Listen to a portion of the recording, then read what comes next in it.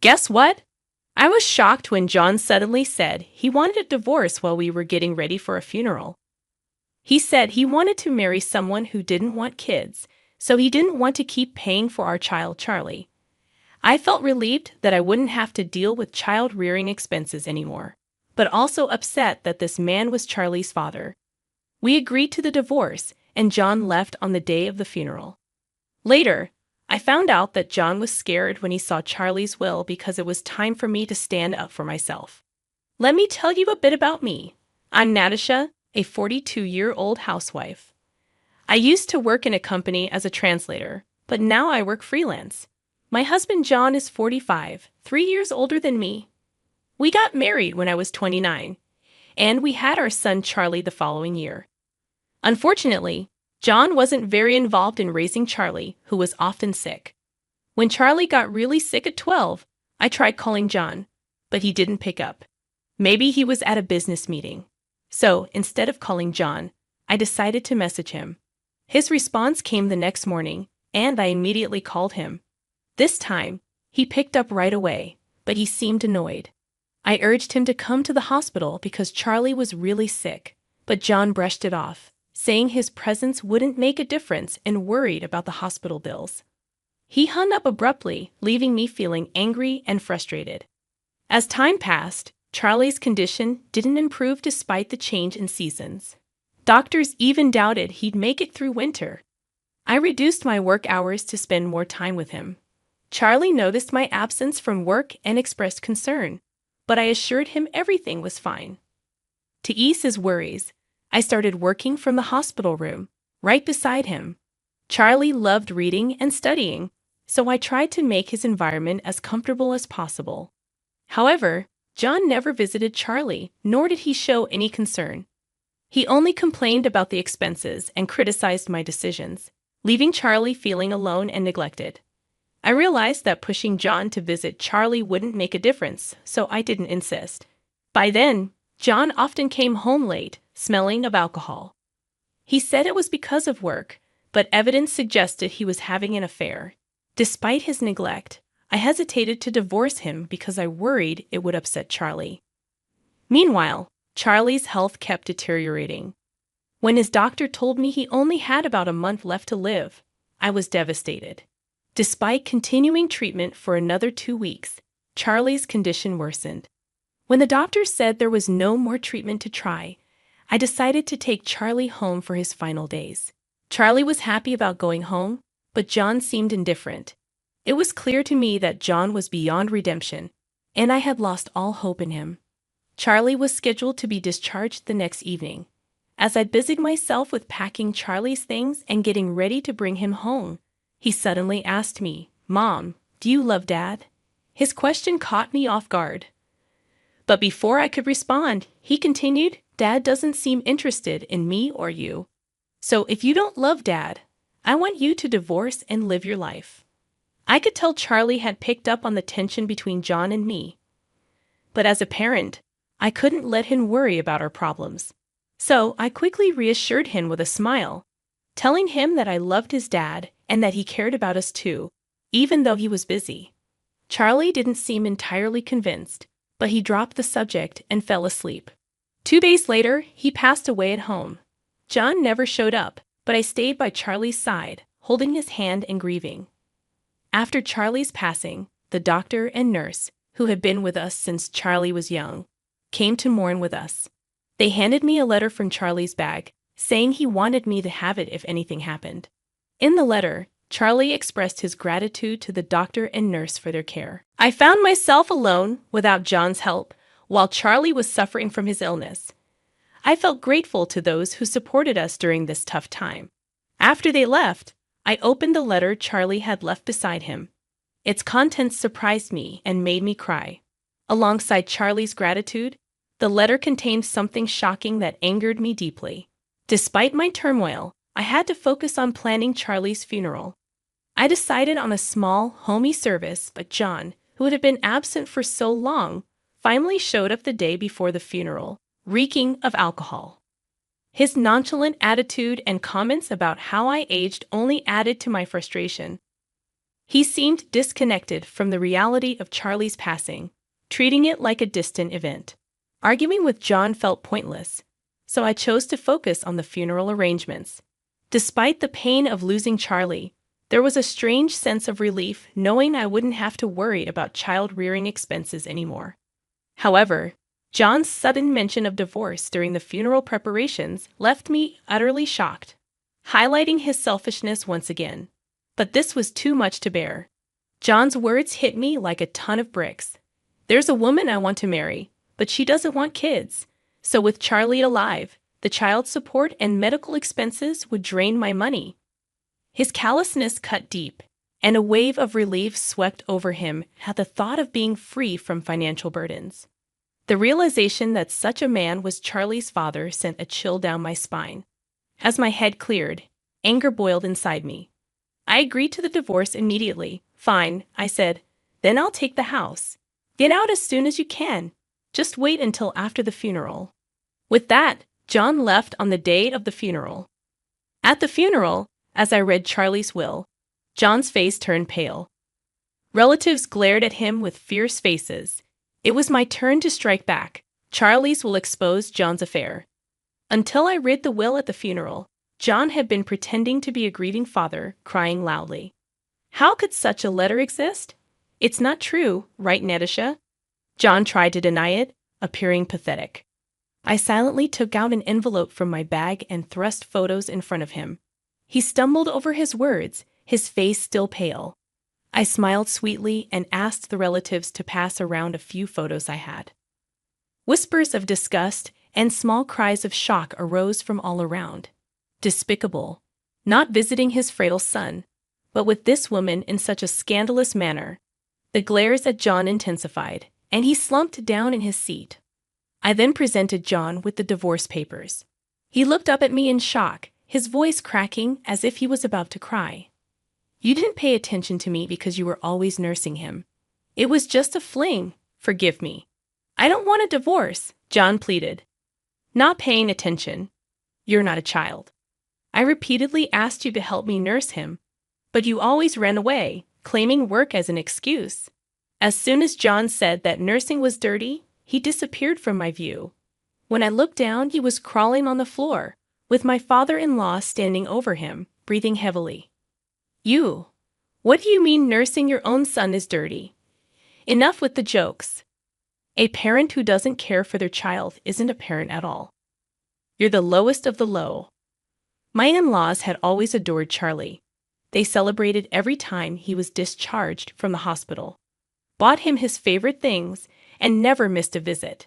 They had been covering for John, believing his excuses about being busy at work, never imagining their own son could be such a disgrace. Tears streaked their faces as they glared at John, who sat in disbelief, clutching his cheek where he'd been struck. Nedisha, I'm so sorry. We had no idea. If we knew he was such a man, we would have encouraged you to divorce him sooner. We are truly sorry. My in-laws began to bow deeply, but I hurried to lift them up. It wasn't their fault. Charlie loved his grandparents, and their presence was one reason I hadn't divorced John. You guys are not to blame. Look, Charlie's letter says thank you and stay healthy. Charlie and I both love you very much. I reassured them. My mother-in-law hugged me, sobbing quietly, and my father-in-law was also crying, apologizing to me. John finally came to his senses, stood up, and pointed at me, yelling, "Don't be ridiculous. She's just an old lady who couldn't even take care of her husband, a failure of a wife." As my father-in-law lunged towards John, I stepped in front of him. John looked at me with a fearful yet defiant glare. What, you got something to say? Not really. This is reality. No one here is on your side. And make sure to pay back the money you've borrowed from many people, haven't you? I said. After reading Charlie's letter, I had contacted the relatives John had borrowed money from.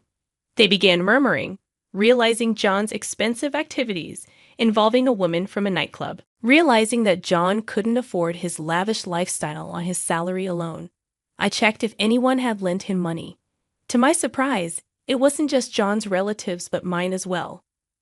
Under the pretense of Charlie's medical expenses, John had borrowed money, but it was clear he had used it for his affair. I lent that money thinking it was for Charlie. Give me back my $20,000 right now. One relative demanded. Same here. I want my $40,000 back, another exclaimed.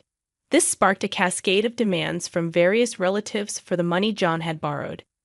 John's face turned paler with each claim, and he turned to me, weakly smiling. Natasha, we're a couple, right? You'll help me, won't you? I couldn't believe what I was hearing. Are you serious? You didn't help with nursing, didn't contribute to the medical expenses, or even the living expenses. Instead, you borrowed from everyone for your own selfish needs. Unbelievable. Why would I help you? With a pathetic voice, John slumped back down, seemingly out of energy to retort.